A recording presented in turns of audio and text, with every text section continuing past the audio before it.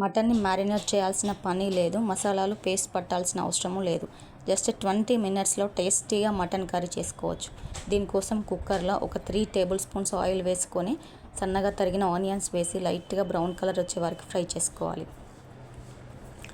Next అల్లం ఎల్లిగడ్డ paste, మంచిగా వాష్ చేసి పెట్టిన పుదీనా కూడా వేసుకొని ఒక 2 సెకండ్స్ వదిలేసేయాలి.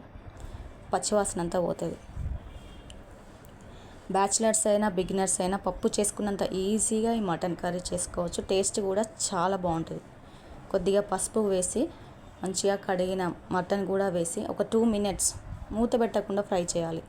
ఇలా ఫ్రై చేయడం వల్ల మటన్లో ఉన్న నీచు స్మెల్ అనేది రాకుండా ఉంటుంది.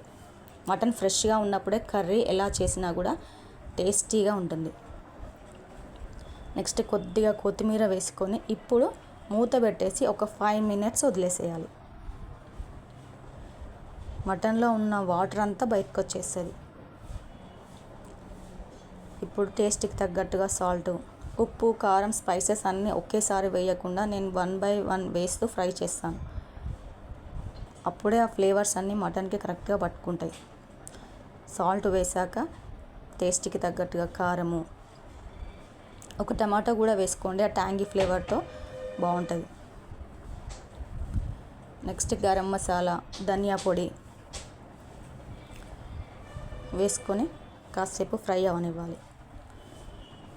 పేస్ట్లు వేయకుండా కుర్మా టైప్ చేయకుండా మా సైడ్ మాత్రం ఇలాగే సింపుల్గా చేసుకుంటారు.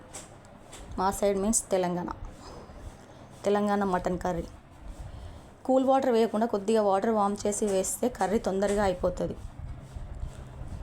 మనకి ఎంత క్వాంటిటీ కావాలో అంత వాటర్ వేసుకొని మూత పెట్టేసి ఒక 3 విజిల్స్ చాలు. ఎందుకంటే మనం ఫస్టే మటన్ మంచిగా ఫ్రై చేసుకున్నాం కదా స్పైసెస్ వేస్తూ. 3 విజిల్స్లో మటన్ ఉడికిపోతుంది. చూసారు కదా టేస్టీ మటన్ కర్రీ.